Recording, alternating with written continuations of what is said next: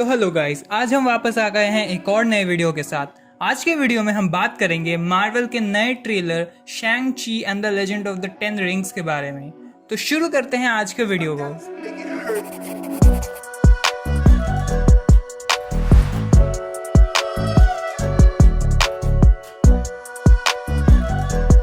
जैसा कि हम सबको पता है, आयरन मैन 3 में हम सब ने एक्सपेक्ट किया था कि हमें इसमें मैंडरिन मेन विलेन के तौर पे मिलेगा, पर मैंडरिन का रिवील फैंस के लिए थोड़ा डिसअपॉइंटिंग था उस फिल्म में।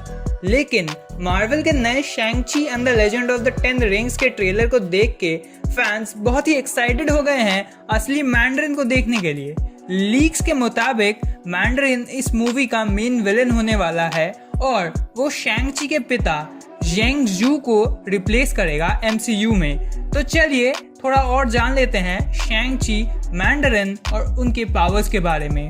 शैंग ची फर्स्ट अपीयर हुआ था स्पेशल मार्वल एडिशन कॉमिक्स के वॉल्यूम 1 इशू 15 में।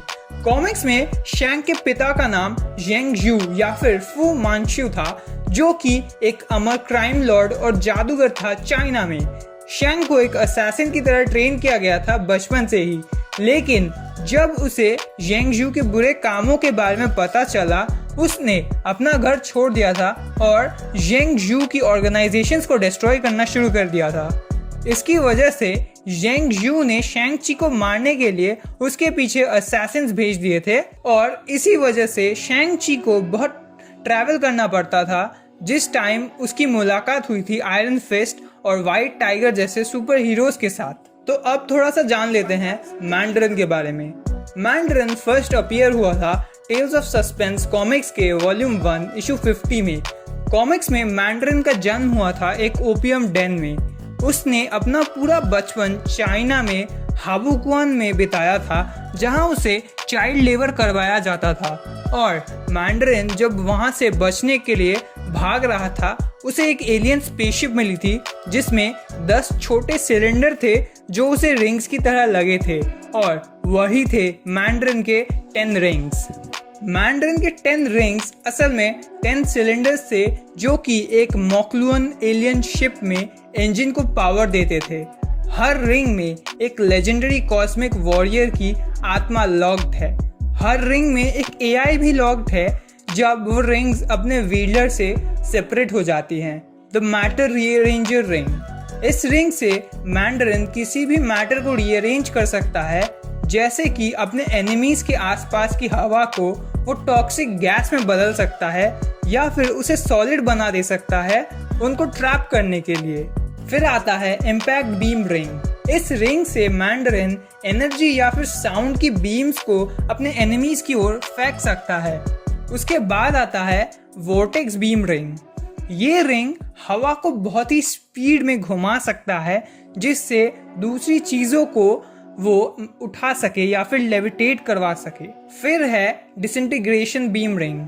इस रिंग से मैंडरिन एनर्जी की बीम्स छोड़ सकता है जिससे कि नॉन लिविंग थिंग्स को वो डिस्ट्रॉय कर सके।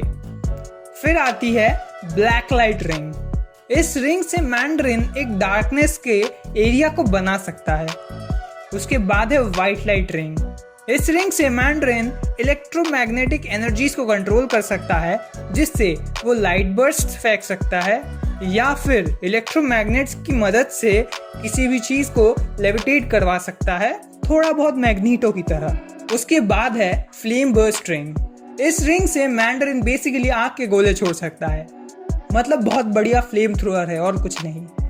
फिर आती है मेंटो इंटेंसिफायर रिंग। इस रिंग से मैंडरिन मेंटली दूसरों के थॉट्स और एक्शंस को कंट्रोल कर सकता है या फिर उन्हें टेम्पोररीली पैरालाइज भी कर सकता है।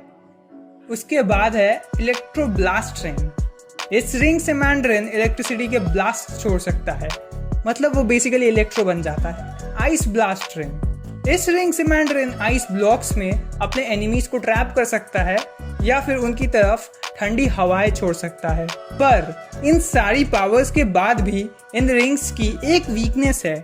ये रिंग्स जब यूज होती हैं, ये एक दूसरे के साथ इलेक्ट्रोस्टैटिक रिएक्शंस करती हैं, जिसका फायदा आयरन मैन ने उठाया था उसकी और तेमुगिन की आखिरी बैटल के वक्त। तो ये थी शैंग ची, और मैंडरिन की हिस्ट्री और मैंडरिन के रिंग्स के पावर्स के बारे में थोड़ी बहुत डिस्क्रिप्शंस।